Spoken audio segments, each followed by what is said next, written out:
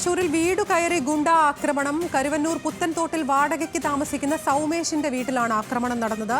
ആക്രമണത്തിൽ 6 വയസ്സുകാരിക്കും മാതാപിതാക്കൾക്കും പരിക്കേറ്റു. പരിക്കേറ്റവർ ഇരിങ്ങാലക്കുട ജനറൽ ആശുപത്രിയിൽ പ്രവേശിപ്പിച്ചു.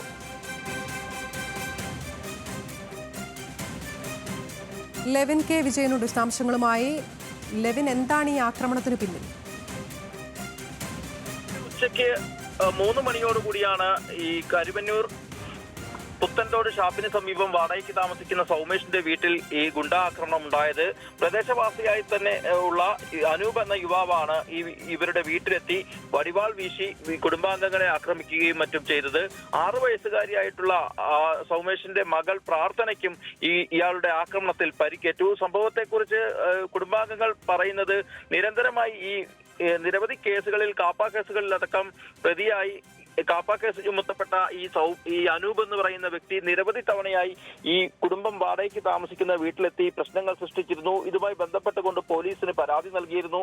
എന്നാൽ കാര്യമായ പോലീസിന്റെ ഭാഗത്തുനിന്നുള്ള ഇടപെടലുകൾ ഉണ്ടായില്ല. ഇതേ തുടർന്ന് ഇയാൾ ഇന്നലെ ഉച്ചയ്ക്ക് വീണ്ടും ലഹരിയോടുകൂടി വീണ്ടും വീട്ടിലെത്തുകയും കുടുംബാംഗങ്ങളെ ആക്രമിക്കുകയുമായിരുന്നു. സൗമേഷിനെ ആദ്യം മർദ്ദിക്കുകയും തുടർന്ന് ഇയാളുടെ ഭാര്യ അഞ്ജനയെ ഉപദ്രവിക്കുകയും ഭാര്യ മാതാവിനെ അടക്കം മർദ്ദിക്കുകയും ചെയ്തു എന്നുള്ളതാണ്.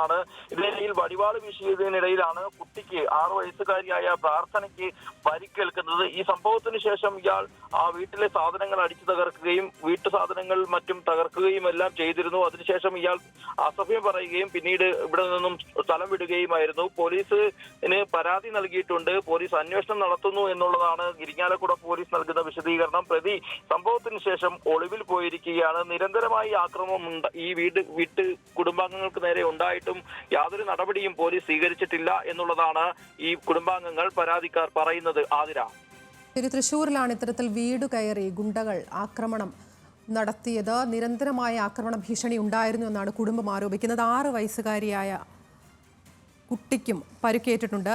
സംഭവത്തിൽ അന്വേഷണം ഊർജിതമാക്കിയിരിക്കുകയാണ് പോലീസ്. വിശദാംശങ്ങൾ നൽകുകയായിരുന്നു ലെവിൻ കെ വിജയൻ തൃശൂരിൽ നിന്ന്.